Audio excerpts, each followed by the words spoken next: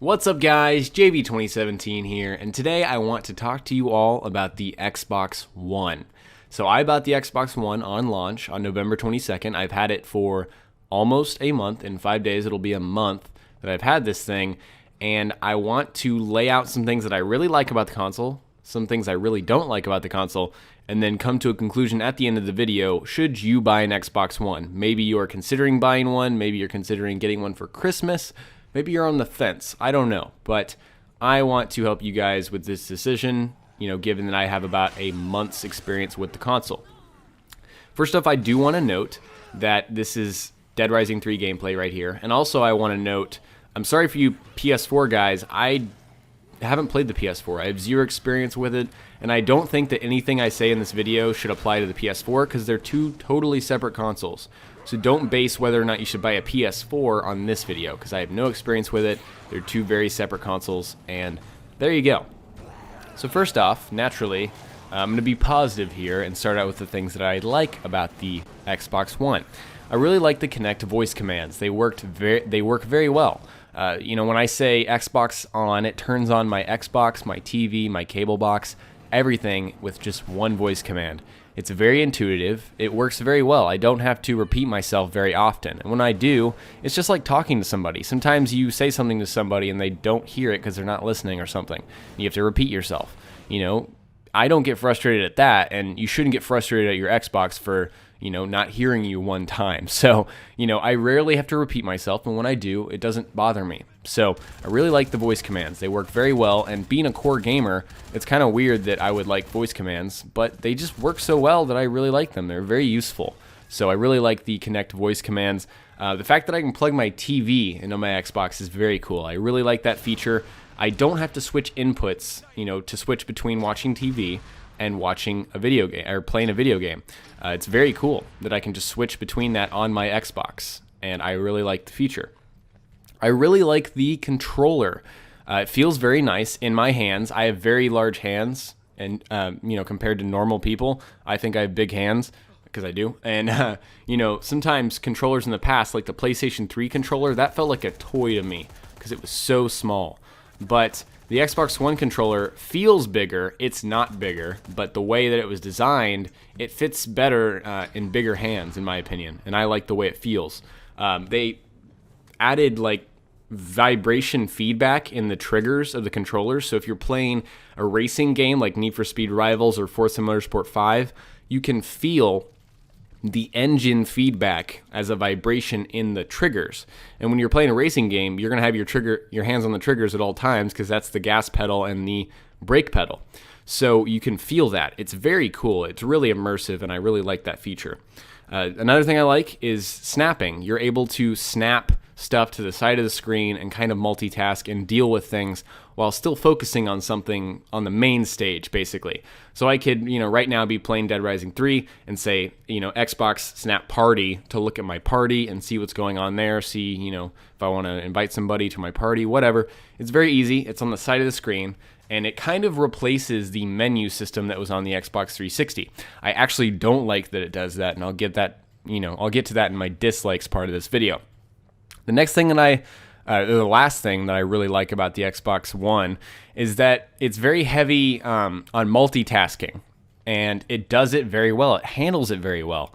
So, for example, say I'm playing Dead Rising 3. I played it for about an hour, and I decided to pause and watch some TV because there was a show that was on that I really like. I pause Dead Rising 3. I say, Xbox, go to TV. It goes to TV. My TV's already on, which is very cool. Very easy. I didn't have to click anything extra, and there was zero waiting time. Let's say I watched my TV show. It was a 30-minute show. I say, Xbox, go back to Dead Rising 3. It immediately goes back and picks up right where I paused, right where I left off. Very easy multitasking, very fluid. It makes a lot of sense, and it works very well with no, hitch-ups or mess-ups, so no glitching. So multitasking is very strong on the Xbox One, and I like it.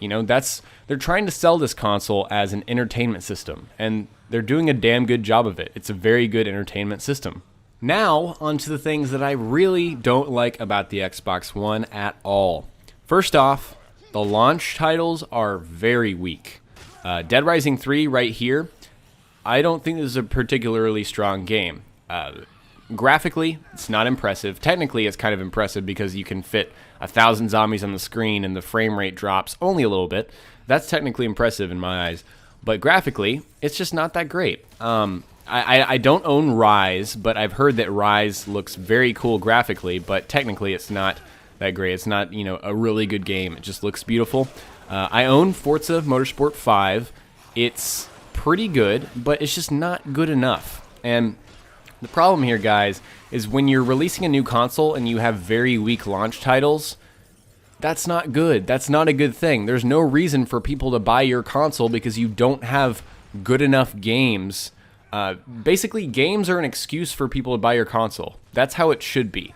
Some people, buy consoles for different reasons, but in my eyes, you should buy a console for the games that are on the console. That's why exclusives are important. And the 3 or so exclusives, the 3 main exclusives, I would say Dead Rising 3, Forza Motorsport 5, and Rise, those 3 are not good enough. They are not strong enough launch titles to sell the Xbox One to people. They're just not good enough, and that's a very, very big problem. And again, I own 2 of them. They're just not good enough. The games are not good enough to sell as console. So another thing that I really don't like is there's no backwards compatibility. I know that's not even available on the PS4, so it's not like, oh, you should buy the PS4 instead. That's not where I'm going with this. I am a gamer who constantly goes back to games and switches games constantly.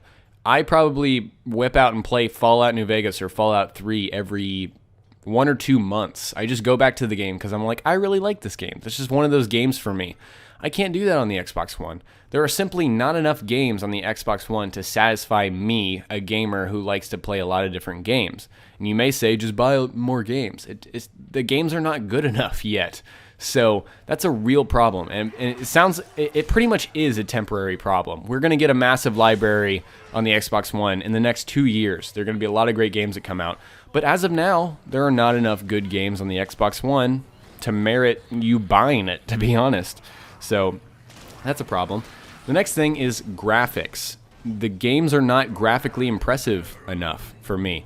When you think next generation, you think kick-ass graphics, things that you've never seen before, systems that are so complex that you've, again, never seen them before. They're brand new to you. That's just not the case on the Xbox One yet. The problem is I had, what's it called? Assassin's Creed 4 Black Flag. I bought that game on 360, played it a bit. Then when the Xbox One came out, I upgraded it, got it on the Xbox One. That game looks no different on the Xbox One compared to the 360. That's a problem. There's no reason for anyone to buy an Xbox One for an Assassin's Creed Black Flag game over, just buying Assassin's Creed Black Flag for their 360. It doesn't look better. It doesn't play better. It's not a better game on the new console. And again, that's a problem. It's not graphically better. So graphics-wise, overall, I'm pretty underwhelmed. I mean, games like NBA 2K14 look beautiful, so beautiful. Even Forza Motorsport 5 is a beautiful game. But that's like 2 games out of how many games are on? There's like 20 games out. And I say 20 because there are 20 games, but probably half of those are like $20 games that, are arcadey, not full launch, not full retail titles like $60 games. But out of the $60 games, only 2 of them look really good. That's a problem. It's a serious problem. So graphically, it's not that impressive. And again, this is probably something that'll improve over time. The next thing I don't like, it seems like they made being social harder on the Xbox One. I always loved the fact that the party system was so easy to access on the Xbox 360. All I had to do was click the big Xbox button, click party, start a party, and invite my friends, all from the same menu. That is not as easy on the Xbox One. They made it's basically the difference between clicking 2 buttons and clicking like 7 buttons. I mean, honestly, it's much more complicated. And it takes longer, and that's something that really frustrates me because when I play multiplayer games, I want to be able to invite my friends easily, and I want to be able to manage who's in my party easily. It's not so easy on the Xbox One. Maybe it's a learning curve, but as a whole, I don't like the change. It's like they took 1 step forward with all these other technological innovations and took 2 steps back by taking away stuff that worked in the first place. They just took it away or changed it in a way that made it not as good as it was before. And that's a problem for me. That's a serious problem. So I don't like that they made it harder to be social and talk to people and form a party on the Xbox One. It's just harder.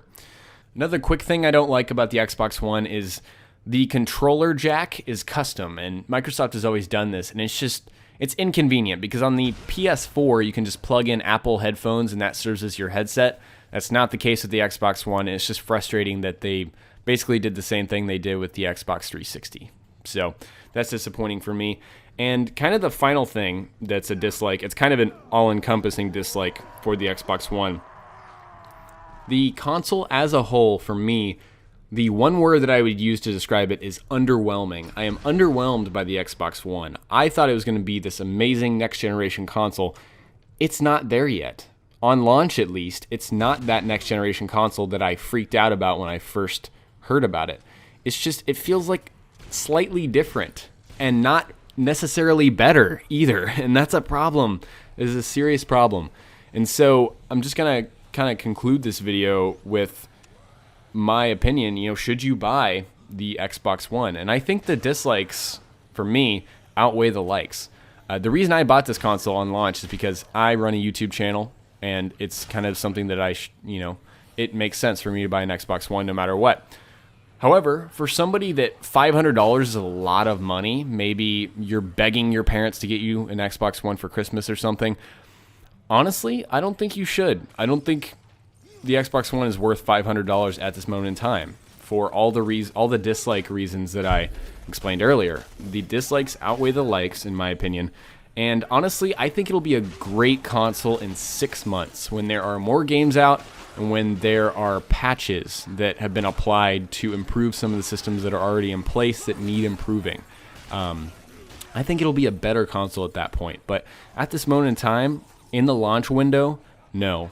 I say you should not buy the Xbox One. It's not worth your money. The experience is not different enough. It's not new enough. It's not next gen enough. It's not even satisfying. And that's a problem. I've said that a billion times in this video, but yes, I genuinely believe this. So anyways, guys, I hope you enjoyed this video. I wanted to get my thoughts out about the next generation console, the Xbox One. So hope you enjoyed it. Hope it made you more informed on the subject and hopefully influenced your decision on the Xbox One. Saved you a little money, to be honest. So I would say save your money, plan ahead in the future, get the Xbox One when there's more games and things are improved. So hope you guys enjoyed this video, and I will talk to you later. Peace.